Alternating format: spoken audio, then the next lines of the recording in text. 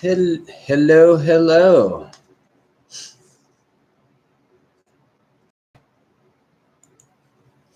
Cut it close today. Got here almost at 6. I'm writing a few last little things here.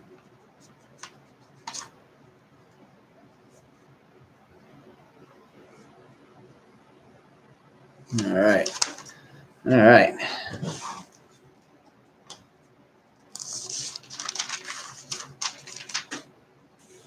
Okay.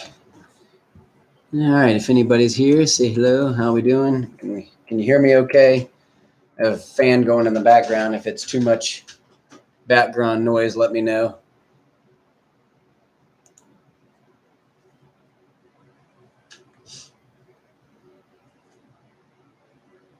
Cheers.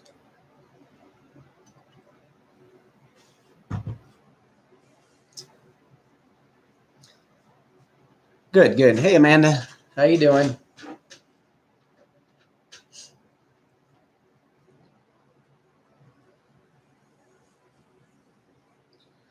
All right. We'll give it a few minutes. Just now 6.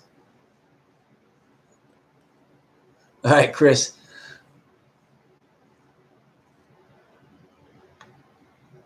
Oh, I don't know. I think we're supposed to get in the 30s tonight, so I'm gonna take my plants and bring them under cover tonight and just put them up under the front porch just to make sure that they don't get hit with any frost. I think it's supposed to be like 40s or something tomorrow too, or 50s or whatever. Crazy weather.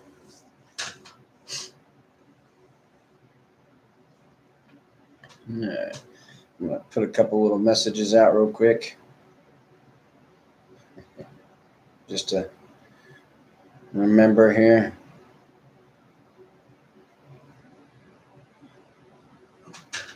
Yeah, I know. Once that warm weather hits, it kind of, then it sucks when the cold weather comes. You're like, come on.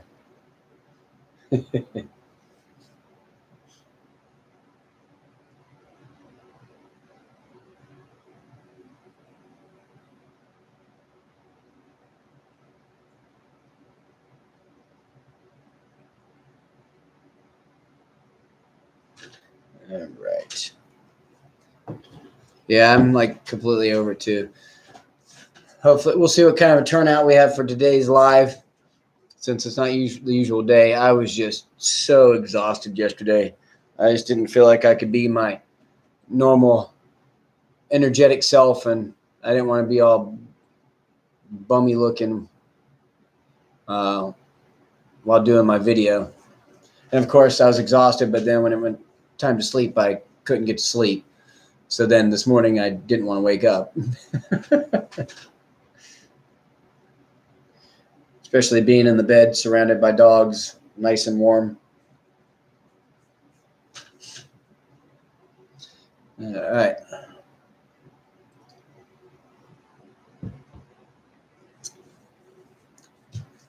Were the dogs a little bit more awake today, Amanda?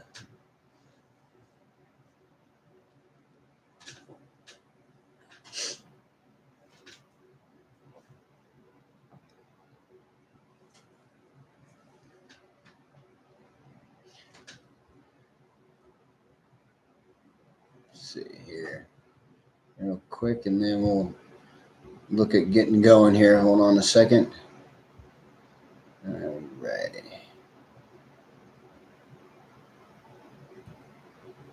Oops. Hold up. Oh, good.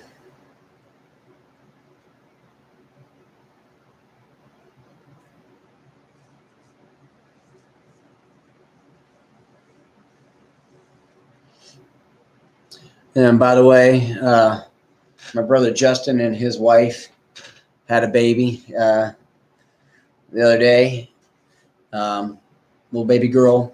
So Amara Rose, hopefully I pronounced that right. But her name is Amara Rose Cummings. So we now have a new addition to the family, so which is really cool. So I don't really expect my brother to be on today, or his wife, possibly even my mom, just because I'm sure they're busy. So, all right, I hit one more message out here and we will get started.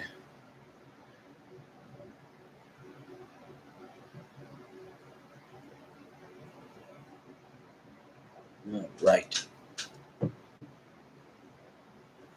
He's being ornery, huh? That's funny. Yeah, I got X over here. He's passed out on his place bed because I can't have him down there right now because Freya's still in heat, so it's still driving him crazy, the poor guy. But at least he's finally eating now. He wasn't eating for a few days because he was so jazzed up. He didn't want to eat. So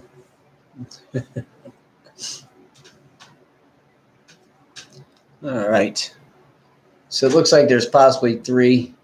I know at least 2 because I see Amanda and Chris on here. But like I said, I know it's an off day, so that's not a big deal. Everybody, don't catch me on the replay then if you don't see me now. Hopefully. Hey Mason, what's going on? I had to send you a reminder because I didn't know if you remembered that I moved it to today or not. So, are you? Hey Mason, you back in Arizona right now, or are you still training?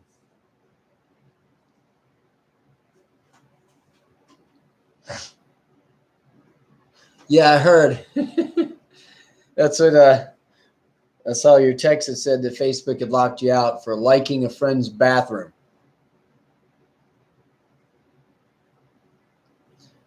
Was his bathroom politically inclined or something? Big giant pictures of Trump everywhere? Well, here you go, Chris. Cheers. Clink.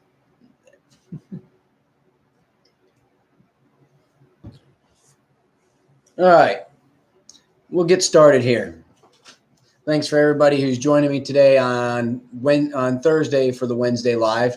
Like I said, I had to postpone it last minute. I was just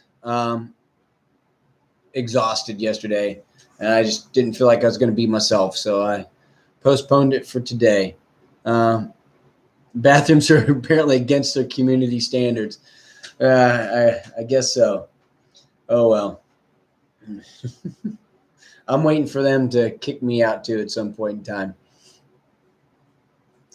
All right. So today's topic is choosing a dog for sport or work. So this is about purchasing. This isn't about adopting. I'm not going to cover trying to find one from a shelter or anything like this. This is about purchasing a dog for sport or for work.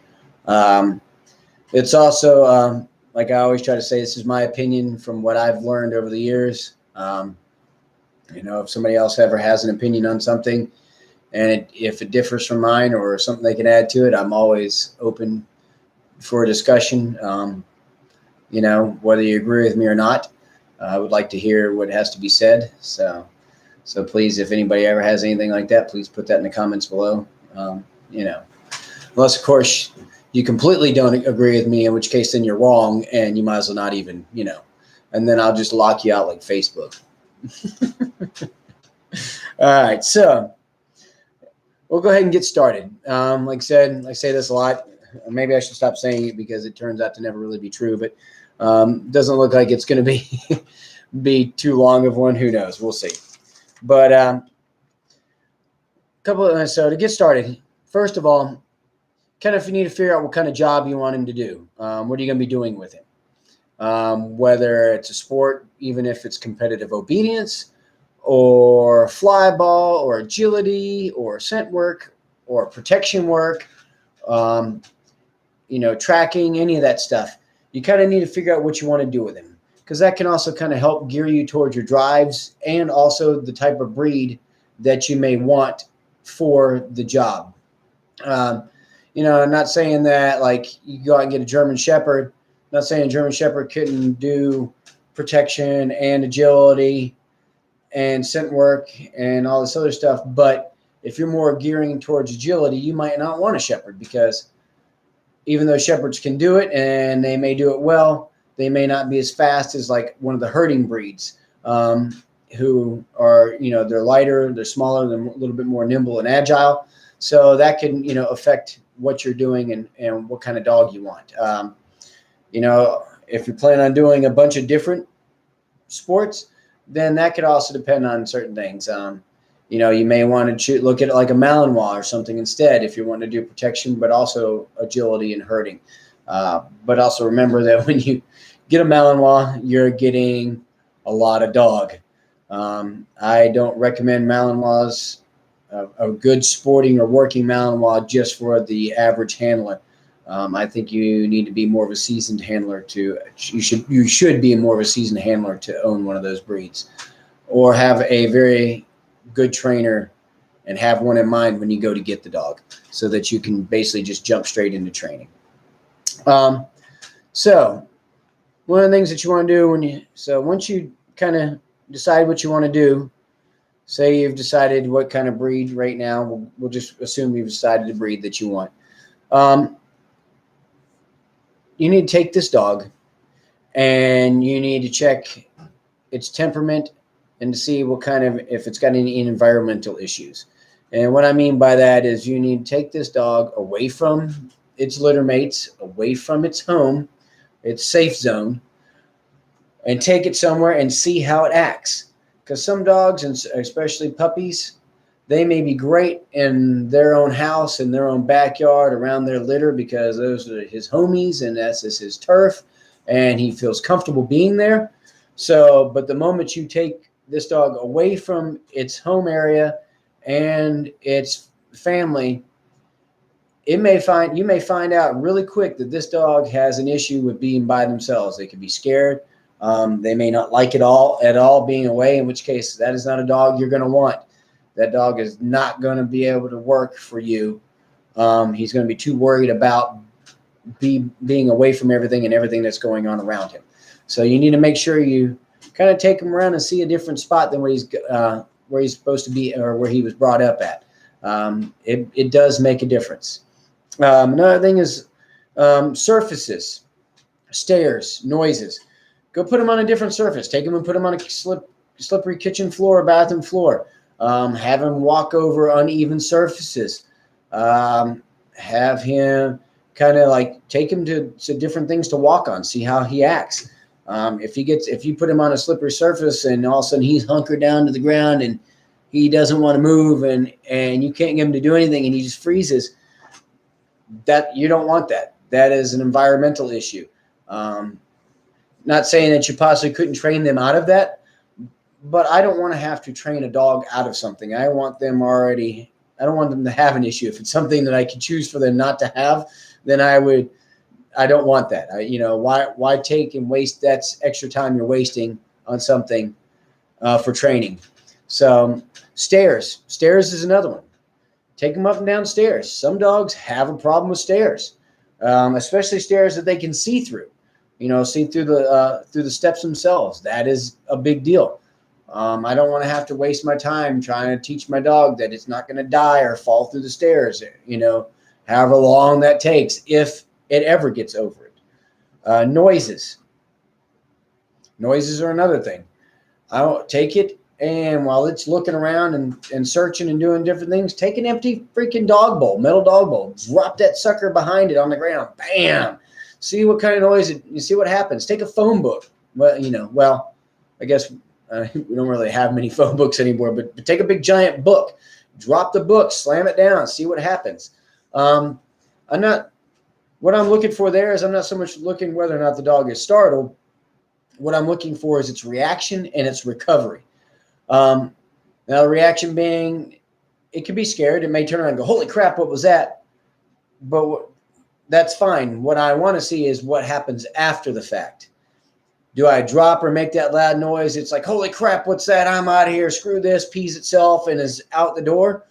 Or does it turn around and attack the book and like, I'll kill you, and things like that. those aren't always necessary traits that you're looking for. If it takes off and runs away and pisses itself, you don't want that dog. That is, he's going to have a noise issue. So you don't want that, but you also don't want him attacking everything. What is this? Just running over and grabbing it and attacking it. So you want a dog that, even if it jumps a little bit, turns, looks at it, and goes, no big deal. I'm out here. I'll go back to doing what I'm doing. Or if it even goes and checks it out and is like, who cares? That is the temperament you want. So like I said, it's recovery and reaction more than it is if it's scared or not. So another thing you're going to look for in a dog, whether it's young or old, is food and toy drive. Puppies, you should be able to pull out food. This is what we did with Jackson. He's a great dog. Yeah, and Jax is the one where you talked to Jim and he gave you the 7 steps for temperament testing a pup, right?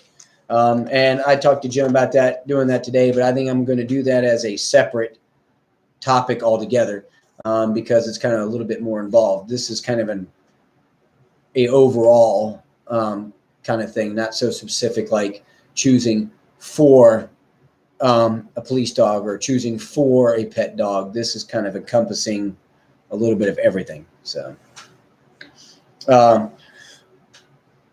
but yeah, so you want to see if it's got food drive and toy drive. I like for my dogs to have both, and I like for them to kind of have equal of both if possible. And what I do with that is I just simply, while the dog's out by himself, I take out some food and I see how he acts. If he wants to come over and he takes it from me, and he takes it from me freely. I may take it and throw it on the ground in some ground, see if he'll hunt for it, search for it in some grass where you can't quite see it 100%. Like he actually has to work for it. Another thing is with your toy drive, throw a ball, which is kind of like what would be your prey drive. Throw a ball or get a rag and move it around and see if he chases it and comes after it. If he does, that's a good thing.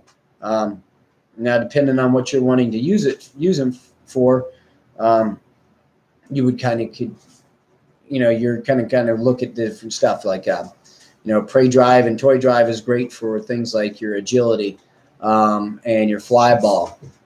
Food drive would probably help you more along with the lines of obedience. It's a little easier to do training with food drive instead of using toy drive for certain things when you need precise things like sitting next to you, things of that nature. But that's something you want to look at. If he doesn't care about food or a toy, then he's going to be hard to train because what is his drive? What is his want to work for you? So if you don't have something that he may want as a paycheck, basically, then why would he want to work? People say, well, I want him to work because he wants to work for me because he loves me. Well, that's fine and dandy, but what if he doesn't want to do it? So, and what if he turns out to not be that kind of dog? So now you're kind of stuck with a dog that's just kind of so it makes it harder to train them. Another thing is there's a difference between male and female. Getting a male and female dog, there is a difference most of the time. Sometimes there's not, but most of the time there is. Jim and I have talked about this many times, had this conversation, and he put it well. A lot of times females may come out as puppies, and we've seen this in the litter where you have a litter of females and the male puppies, and the females are running around and they're dragging the poor males around all over the place and kicking their ass and all this stuff. And then you're like, holy crap, these females are insane. Well, the thing is right about the time that they have their first heat cycle, something tends to change in a lot of females. Jim calls it survival of the breed. And what happens is they become more reserved. And the reason being is because now they're going into what would be potentially motherhood. So now they can't go out and want to kill everything and fight everything and wrestle everything. Because if they've got a litter of puppies and they go out and they're fighting everything, what happens if they get injured or die? Well, now their whole litter dies, which that is the end of their bloodline and the survival of their species. So they tend to start becoming more reserved and cautious. Now, like I said, that doesn't mean that they can't do a job and they can't work or they can't do a sport, but they may not be as intense as a male is. Now, that would be more or less on your protection side of things, more than likely, is how I'd put that. I mean, they can be a little bit more reserved when it comes to other sports stuff, depending on the stress, the level of stress that they have to go through for working. But like I said, it's that right there. But to me, there's a difference. And like I said, I wanted to put that in there. That's more towards protection side of things. But to me, it's also something to keep in mind if you're looking, for dogs and things of that nature. Because I know some people prefer female to male or male to female. Yeah, it is pretty neat, huh, Chris? I always thought that too. Some people prefer females to males. They just do.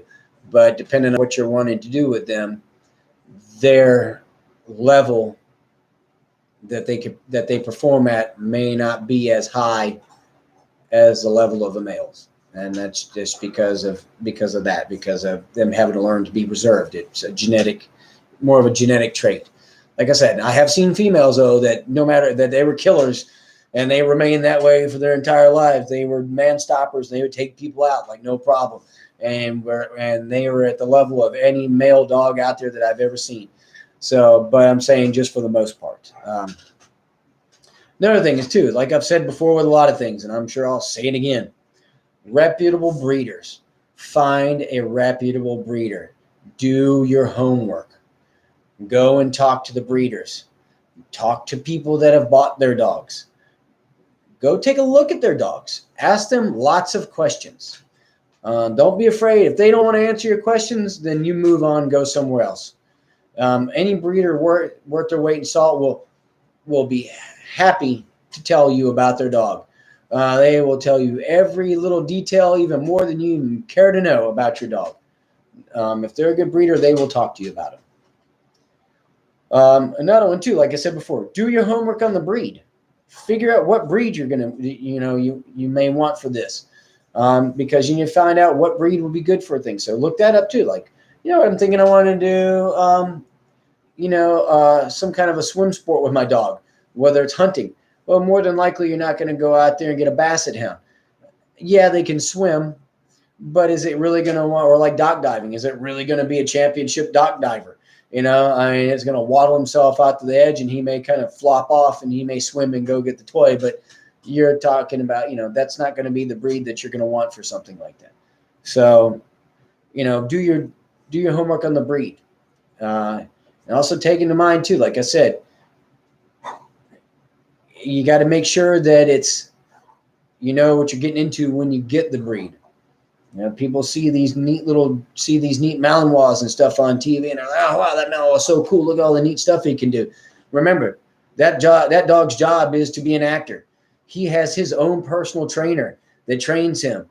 He works 8 to 10 hours a day, probably darn near 7 days a week. This is what they do.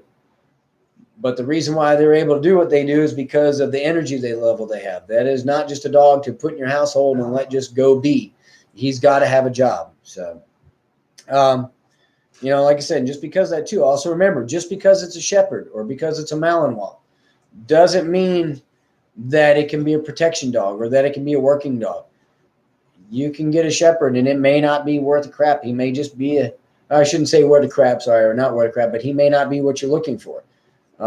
You need to go out there and look at that breeder and look at that dog and look at his dogs. So, any questions so far on anything?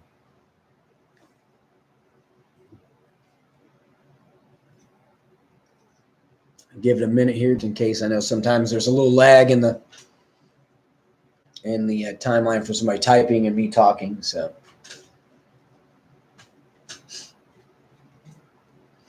all right. We're gonna jump to like difference between getting a puppy and then getting an older dog. And we may move through these pretty quick. Like I said, if anybody's got any questions, please, feel free to ask, interrupt, whatever. So, so with a puppy, there's pros and cons to getting each of those puppies, and getting a puppy or getting an older dog. One, with a puppy, you start out with a clean slate.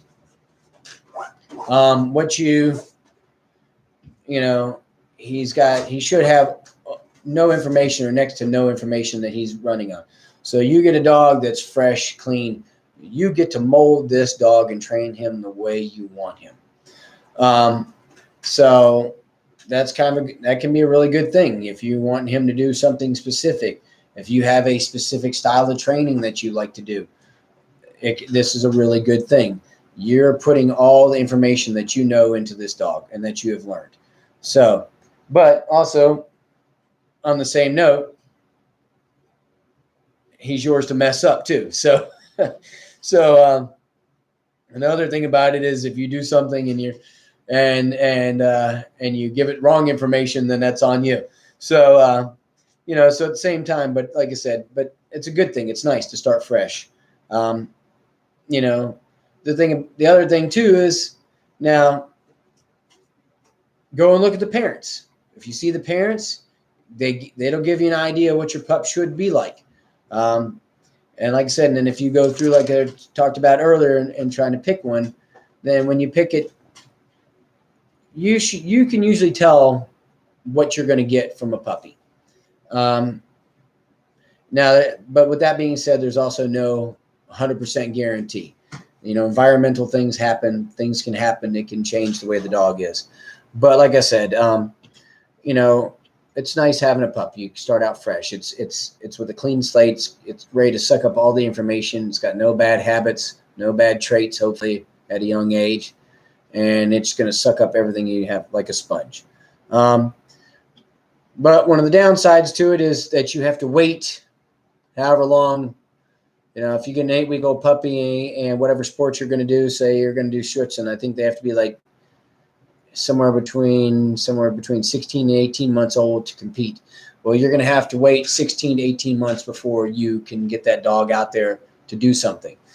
But also with that being said too, there's times when you won't find out until that dog is older that crap, it's got an issue with something, and it may not work out what you want to do. So like I said, there are those issues as well starting out with a pup. So, like I said, hopefully, usually if you do your homework and you take your time, you can usually get a really good puppy. So, and they'll turn out to be a great older dog. Now, with an older dog, thing about an older dog is when you go to get an older dog, whether it's anywhere from 6 months to 2 years old, what you see is what you get. His temperament's already set. He's already seen things. If he's going to be scared of stuff, more than likely it's already showing, and it's easy to see.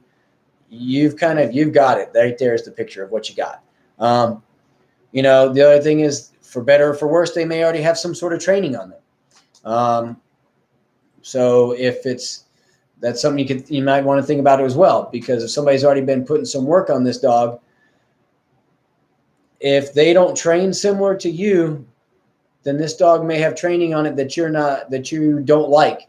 Well, if this has been imprinted on that dog, then you're not going to change that. That imprinted training is there. It doesn't mean that you can't maybe mold it a little bit, but it's going to be there, especially when stressors come. For example, something as simple as so I got my dog Riddick from a good friend of mine, Aaron. Aaron was doing French ring with the dog. When I got Riddick, I didn't have French ring around me. I was in the land of Schutzen. French ring, the obedience is a little bit looser, so his heel didn't have to be very as precise as Schutzen healing has to be. Well, so his healing was a little bit looser. He was able to be out. He was out in front a little bit and came around the front of me a tad bit, but looked at me and gave me good attention healing. Well, because he had been taught that and imprinted that for the last year of his life, when I got him, I worked with a little bit, and I could get him to come back, and I could get him to heal with a great Schutzen heel. But after a little bit of being on the field, that habit and that training kicked in, and after a while, he popped right back up in front. So, so keep that in mind. It's there. So Jim, put it out there for me by saying, look, don't fight that. That's what the dog is. Concentrate on everything else that you're teaching, because you're going to fight this and it's not going to do you any good. He's going to go right back to what he's doing. So you either deal with it and like it and love the rest of what the dog does, or get rid of him and start fresh.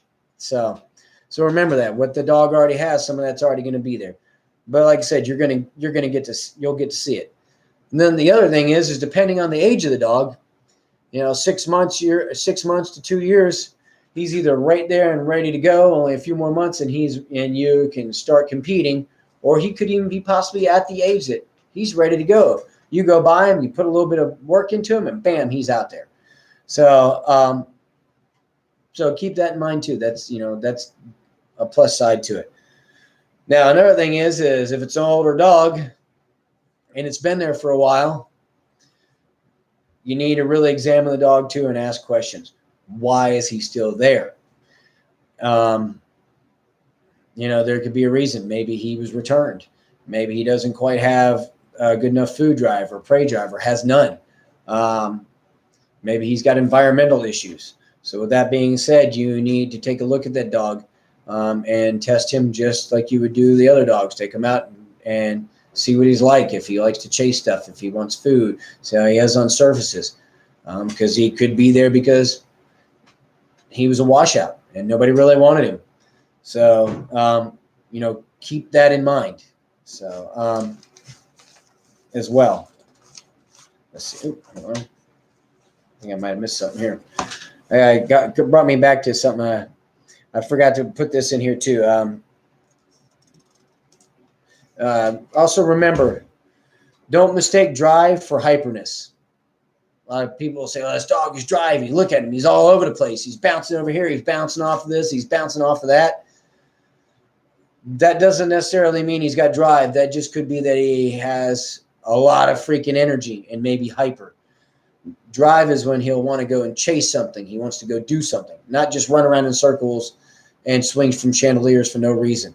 So make sure you don't mistake drive for hyperness. Just because he's got energy doesn't mean he'll work. So, all right. So now we'll go back. Now, another thing though, between puppies and older dogs, a lot of times there's a price difference. You get a puppy, has no training, can't guarantee what he's going to be like 100%. They're going to be cheaper. They could be $1,200. They could be $2,000. You go and get an older dog that's 6 months and he's got some proven abilities to him, and you can see what you got. You're talking $5,000, $10,000, even for a dog that's very green and doesn't have much training. But like I said, though, with that being said, you usually know what you got. So keep that in mind as well. There can be a giant price difference between a puppy and an older dog. All right, everybody. Like I said, that one's pretty short because this is more of a general kind of thing. Just like I said, remember, when you're doing this, decide your sport or your work, what you're going to do with them as a job. And try to pick a breed. Don't pick a breed because you think it's neat. Do your homework on it. Don't just go out there and go, "Oh, he looks really cool. I saw him on TV. That's what I want." Well, if you're doing competitive obedience and you've never done any real serious competition with anything, you don't need to go out there and buy a Malinois and jump out there with your first time dog and hit the floor, because if it turns out to be too much, it could ruin this for you. You may decide, this sucks. This is crazy. What the hell was I even thinking? Go out there and get you could possibly even get an older dog that even already has some training on him. And then you can go out there and compete a little bit and see what it's like. See if you like it. Go to certain events. You're thinking about Schutzen, you're thinking about French ring, you're thinking about rally sport and scent work and agility. Go to events and watch them. That's part of the homework too. Go to the events, not just watch it on YouTube, but go to the events and see these dogs and see what they're like, when they're not on the field performing. Some of these dogs are off in the back and they're like, bah, and they're all maniaced out. They're always all bugged out and being crazy because they just can't wait to go. Remember, that is what you're going to have at home too. So him running around and doing all this cool stuff is neat. But when he's not working, and if you don't have him in a contained area, he's probably going to be a maniac. So keep that in mind. He's going to be sitting there going, let's do something, let's do something, let's do something. What are we going to do? What are we going to do? What are we going to do? What are we going to do? What are we going to do? And he's going to be driving you insane. So remember that. So watch your levels. You may want that high-level dog, but if you've never even started out in the low level, don't get that high-level dog. He's going to ruin it for you. Or you're going to get frustrated, or you're going to, and it's just not going to be any fun. So remember that. Yeah, everybody wants to have that. I want to be awesome with this awesome thing. That's great, but you got to start down. Don't ruin it for you and for the dog. I just want to thank everybody who is watching. I appreciate it. Like I said, it's my Wednesday Night Live on a Thursday. Please remember to like, subscribe, share. Hit the like button. It gets me noticed a little bit more, so I can try to get this information out to everybody and bring me more traffic, so more and more people can come in and learn dog things. So, any questions about anything? Anybody have a topic they would like to talk about, or that they would like for me to talk about? Yeah, Chris, it's kind of neat. It is a neat little science-based thing. No problem, Mason. It's always a pleasure. There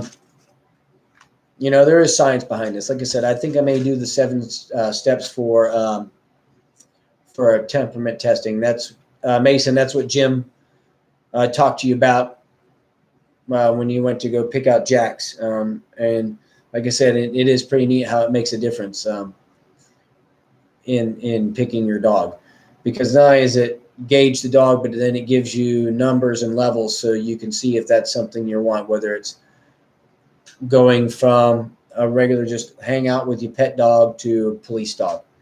Socializing dogs. Socializing as in taking them out to a park and letting them run around with other dogs, or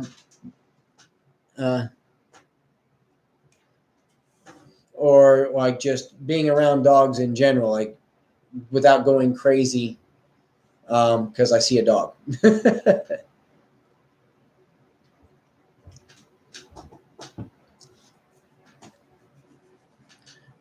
Because we could talk about socialization a little bit, because for me, socialization isn't so much how people try to push it nowadays. It's different now that since dog parks and daycares have popped up, what socialization means now, or what people have turned it into meaning now compared to what it used to mean, and how I still feel it should mean. So.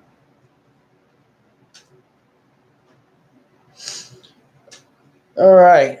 Well, like I said, that's all I got for today. It was kind of quick. Like I said, I'm thinking about diving more into the drives that are needed for certain sports. But this was kind of just a basic overall because, like toy drive and prey drive, that can be focused into, agility. But the same drive that takes to do agility also is somewhat the same drive that goes into doing protection work as well. It's just it's just the route that you take it from there, with agility, not necessarily teaching the dog to attack things. I mean, I guess you could take out all the equipment and all your competition, and then you'd win that way. But it's basically the same drives, but you're just taking them in a different direction. Like I said, food drive is great for like your obedience side of things, because you can get more repetition in a lot quicker with food than with having to break, get a toy, throw it, and having to come back every time and having to, release the toy. So, not that it can't be used for that. I'm not saying toy is not good for obedience. I just food is a lot easier to teach it and get more repetitions out of it. So, all right. Like I said, I think that's everything I got for tonight. All right. I want to thank everybody, like I said, for stopping by on a Thursday. It's not my usual time that I come in. We will be back next Wednesday at 6. And I will have a new topic for you then. So other than that, y'all have a good night. If anybody has any questions after we get off or when they watch this in a later on, please put your comments, your questions below. If you have a topic that you'd like me to cover, please put that in the comments below as well.